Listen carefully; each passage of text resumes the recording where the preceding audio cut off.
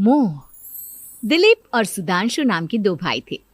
दिलीप की शादी कावेरी के साथ हुई और सुधांशु की शादी माया के साथ। शादी के बाद दोनों भाई अपनी अपनी पत्नी के साथ खुशी खुशी रहा करते थे। दोनों भाइयों के परिवार एक ही घर में रहता था। साथ में खाना, साथ में घूमना, कुल मिलाकर दोनों भाइयों का परिवार खुशहाल परिवार था। कुछ सालों के बाद दिलीप की पत्नी कावेरी को एक बेटा हुआ। भैया, आज मैं बहुत खुश हूँ। चाचा बन गया हूँ मैं। हाँ भाई साहब, इस बच्चे के घर में आने से तो रौनक आ गई है। मैं सबको बताऊंगी कि मैं तो चाची बन गई हूँ, चाची। तुम दोनों कितने अच्छे हो। हमारे बच्चे के आने से ऐसे खुश हो रहे हो जैसे ये बच्चा तुम्हारा ही हो। बस भैया, अब आपका बेटा इस दुनिया में आ गया ना, हम भी कोशिश करेंगे कि हमारा भी बच्चा जल्दी से इस दुनिया में आ जाए। और फिर आपका और हमारा बच्चा दोनों मिलकर दिन भर घर के आंगन में खेला करेंगे। कितना मजा आएगा ना। सच कहती हूँ माया, मैं भी उसी दिन का इंतजार कर रही हूँ जब तुम्हारी भी गोद भर जाएगी और मेरे बेटे को एक छोटा भाई या बहन मिल जाएगी। 1 साल बीत जाता है। दिलीप और कावेरी का बेटा अब 1 साल का हो चुका था, लेकिन सुधांशु और माया की कोई औलाद नहीं होती। माया, लगता है कि हमारी जिंदगी में बच्चे का सुख ही नहीं है। ऐसा क्यों कहते हैं? दिलीप भाई साहब का बेटा भी तो हमारा ही बेटा है ना। तुम्हारी बात बिल्कुल ठीक है माया, लेकिन फिर भी हमारा खुद का एक बच्चा होता तो कितना अच्छा होता। हाँ, कावेरी भाभी भी हमेशा कहती हैं उन्हें अपने बेटे के लिए एक छोटा भाई या बहन चाहिए। लेकिन देखिए ना, हमारी तो किस्मत ही कितनी खराब है। हमारे तो सारे ट्रीटमेंट भी फेल हो चुके हैं। डॉक्टर ने भी साफ साफ कह दिया है कि तुम कभी माँ नहीं बन सकती। वही तो सुधांशु, बहुत बुरी किस्मत है हमारी। लेकिन माया, हम अपनी किस्मत को इतना क्यों कोस रहे हैं? हम दिलीप भाई साहब के बेटे को अपने बेटे की तरह ही प्यार कर सकते हैं ना। हाँ जी, बिल्कुल सच कहा। मैं भी वैसा कर सकती हूँ। चाची हूँ, उसे छोटी माँ का प्यार नहीं दूंगी क्या? कुछ दिनों के बाद दिलीप का एक दोस्त दिलीप से मिलने के लिए आता है। अरे क्या बात है दिलीप, बधाई हो बधाई। और घर तो काफी बड़ा है तुम्हारा। वैसे तुमने अपने बेटे के बारे में क्या सोचा है? भैया, और क्या सोचेंगे, बस उसे पढ़ा लिखा कर अफसर बनाएंगे, उसकी पढ़ाई पर खर्च करेंगे। अरे भाभी, आपकी तो इतनी सारी प्रॉपर्टी है, आपको किस बात की चिंता? ले देकर एक बेटा ही तो है। अरे नहीं दोस्त, तुम गलत समझ रहे हो। इस घर में मैं और मेरा छोटा भाई दोनों रहते हैं। इस घर का आधा हिस्सा मेरे छोटे भाई का है। अच्छा, कितने बच्चे हैं तुम्हारे छोटे भाई के? भैया, उनके साथ ना कुछ प्रॉब्लम है। मेरी देवरानी कभी माँ नहीं बन सकती। अरे फिर किस बात की चिंता? अरे मैं तो कहता हूँ अपने बेटे के भविष्य के बारे में सोचिए ही मत।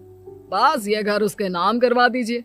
देखिए, आपके भाई का भी कोई बच्चा नहीं है तो सब कुछ आपके बेटे को ही मिलना चाहिए।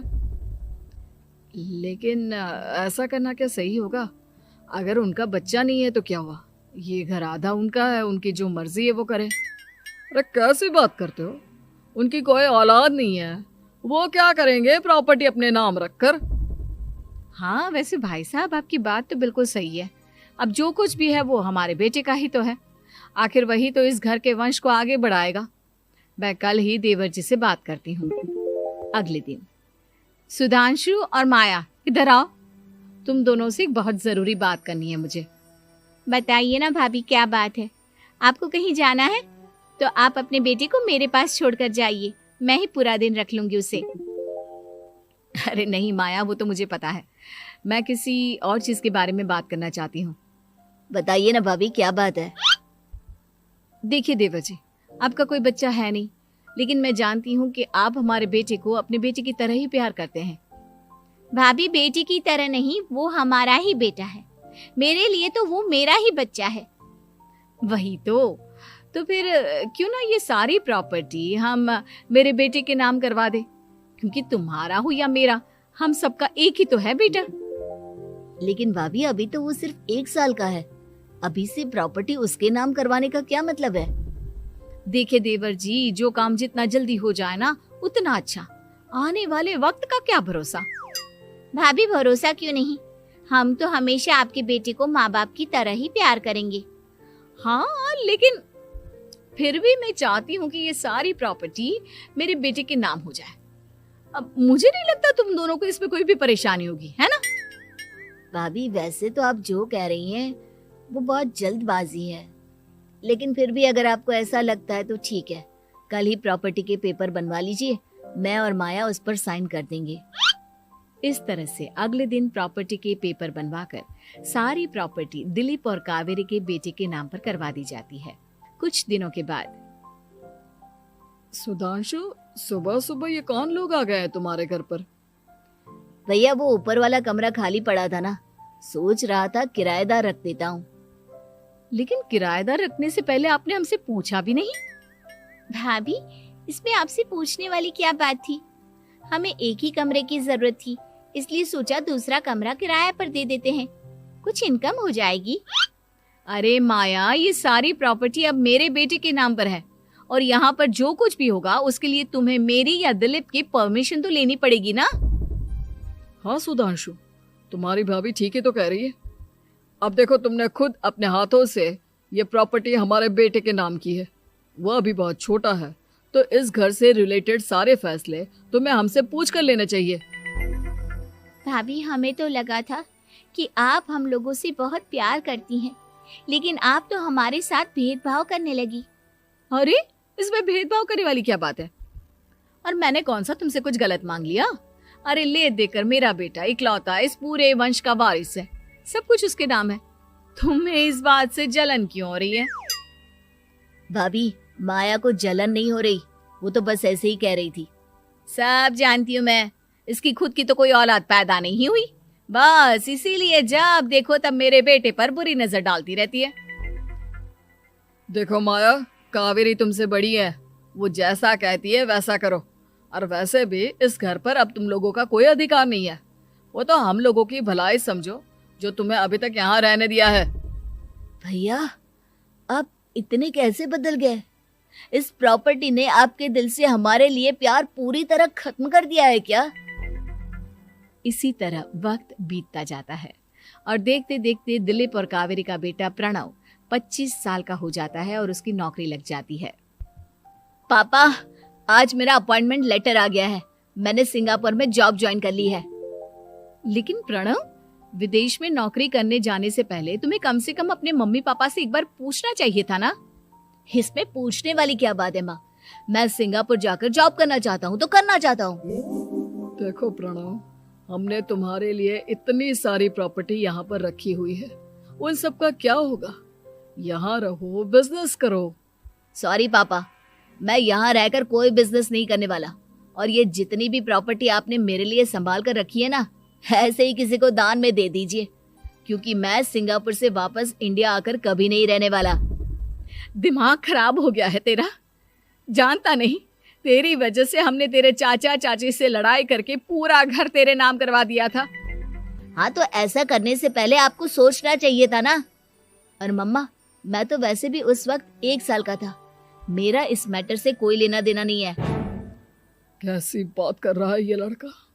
अरे तेरी वजह से अपने छोटे भाई से दुश्मनी लेकर बैठा हूं मैंने तो उसे घर से भी निकाल दिया। जानता नहीं तू, बाजू वाले घर में एक छोटा सा कमरा किराए पर लेकर रहते हैं तेरे चाचा चाची, और ये सब मैंने तेरे लिए किया।